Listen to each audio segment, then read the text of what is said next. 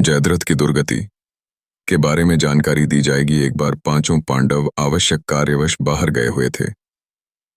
आश्रम में केवल द्रौपदी, उसकी एक दासी और पुरोहित धौम्य ही थे। उसी समय सिंधु देश का राजा जयद्रथ, जो विवाह की इच्छा से शाल्व देश जा रहा था, उधर से निकला। अचानक आश्रम के द्वार पर खड़ी द्रौपदी पर उसकी दृष्टि पड़ी और वह उस पर मुग्ध हो उठा। उसने अपनी सेना को वहीं रोककर अपने मित्र कोटिकास्य से कहा, कोटिक, तनिक जाकर पता लगाओ कि यह सर्वांग सुंदरी कौन है। यदि यह स्त्री मुझे मिल जाए तो फिर मुझे विवाह के लिए शाल्व देश जाने की क्या आवश्यकता है। मित्र की बात सुनकर कोटिकास्य द्रौपदी के पास पहुंचा और बोला, हे कल्याणी, आप कौन हैं? कहीं आप कोई अप्सरा या देवकन्या तो नहीं हैं?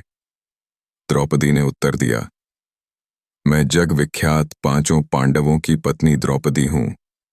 मेरे पति अभी आने ही वाले हैं, अतः आप लोग उनका आतिथ्य सेवा स्वीकार करके यहां से प्रस्थान करें। आप लोगों से प्रार्थना है कि उनके आने तक आप लोग कुटी के बाहर विश्राम करें। मैं आप लोगों के भोजन का प्रबंध करती हूं। कोटिकास्य ने जयद्रथ के पास जाकर द्रौपदी का परिचय दिया। परिचय जानने पर जयद्रथ ने द्रौपदी के पास जाकर कहा, हे द्रौपदी, तुम उन लोगों की पत्नी हो जो वन में मारे मारे फिरते हैं और तुम्हें किसी भी प्रकार का सुख वैभव प्रदान नहीं कर पाते।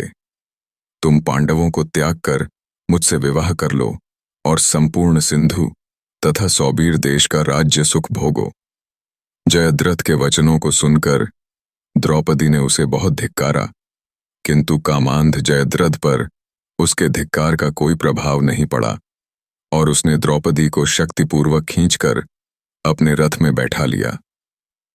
गुरु धौम्य द्रौपदी की रक्षा के लिए आए तो उसे जयद्रथ ने उसे वहीं भूमि पर पटक दिया और अपना रथ वहां से भगाने लगा। द्रौपदी रथ में विलाप कर रही थी और गुरु धौम्य पांडवों को पुकारते हुए रथ के पीछे पीछे दौड़ रहे थे।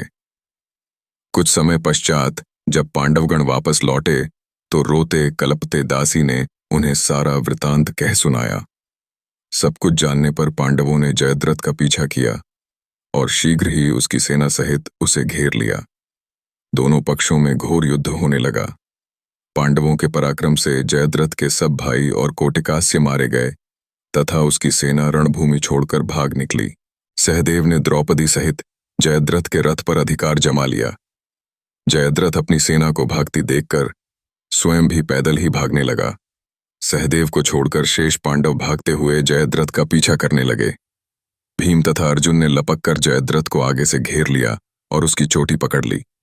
फिर क्रोध में आकर भीम ने उसे पृथ्वी पर पटक दिया और लात घूंसों से उसकी मरम्मत करने लगे। जब भीम की मार से जयद्रथ अधमरा हो गया तो अर्जुन ने कहा, भैया भीम, इसे प्राणहीन मत करो। इसे इसके कर्मों का दंड हमारे बड़े भाई युधिष्ठिर देंगे। अर्जुन के वचन सुनकर भीम ने जयद्रथ के कशों को अपने अर्धचंद्राकार बाणों से मूंढकर 5 चोटी रख दी और उसे बांधकर युधिष्ठिर के सामने प्रस्तुत कर दिया। धर्मराज ने जयद्रथ को धिक्कारते हुए कहा, रे दुष्ट जयद्रथ, हम चाहें तो अभी तेरा वध कर सकते हैं, किंतु बहन दुहशला के वैधव्य को ध्यान में रखकर हम ऐसा नहीं करेंगे। जा, तुझे मुक्त किया। यह सुनकर जयद्रथ कांतिहीन हो लज्जा से सिर झुकाए वहां से चला गया। वहां से वन में जाकर जयद्रथ ने भगवान शंकर की घोर तपस्या की। उसकी तपस्या से प्रसन्न होकर शंकर जी ने उसे वर मांगने के लिए कहा।